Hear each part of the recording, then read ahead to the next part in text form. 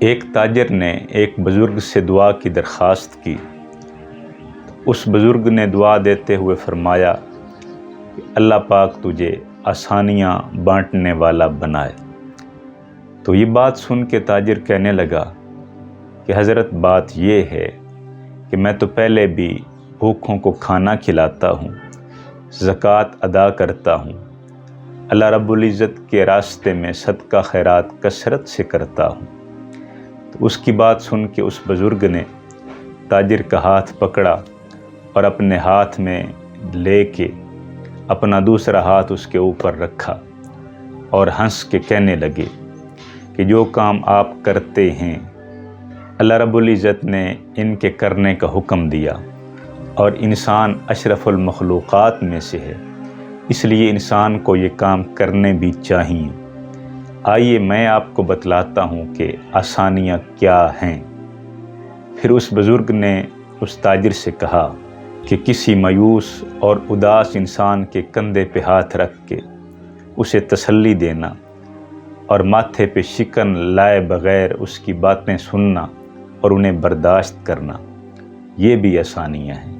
کسی بیوہ کی بیٹی کا اپنی ضمانت پہ کہیں اچھے رشتے کا انتظام کر دینا، یہ بھی آسانیاں ہیں۔ صبح دفتر جاتے ہوئے اپنے محلے کے کسی یتیم بچے کو ساتھ لے کے جانا اور اسے سکول یا مدرسے تک چھوڑ دینا، یہ بھی آسانیاں ہیں۔ غصے میں بپھرے آدمی کی تلخ کڑوی باتیں سن کے نرمی سے جواب دینا، یہ بھی آسانیاں ہیں۔ چائے کے کھوکھے والے کو اوئے کہہ کر پکارنے کی بجائے بھائی یا بیٹا کہہ کے بلانا، یہ بھی آسانیاں ہیں۔ گلی محلے میں ٹھیلے والے سے بغیر بحث و مباحثہ کیے سودا سلف خرید لینا، یہ بھی آسانیاں ہیں۔ دفتر، مارکیٹ، سکول، مدرسے کے چوکیدار کو سلام میں پہل کرنا، اس کا حال احوال دریافت کرنا، اس سے اس کے بچوں کی خیریت پوچھنا، یہ بھی آسانیاں ہیں۔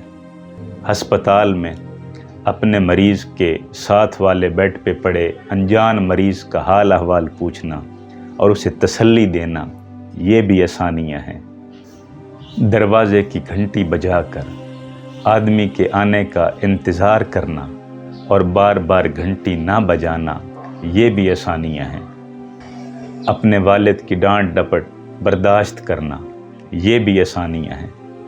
اپنی والدہ کی آواز پہ بھاگ کے جانا تاکہ اسے دوسری بار آواز نہ دینا پڑے، یہ بھی آسانیاں ہیں۔ سالن اچھا نہ لگے تو دسترخوان پہ حرف شکایت بلند نہ کرنا، یہ بھی آسانیاں ہیں۔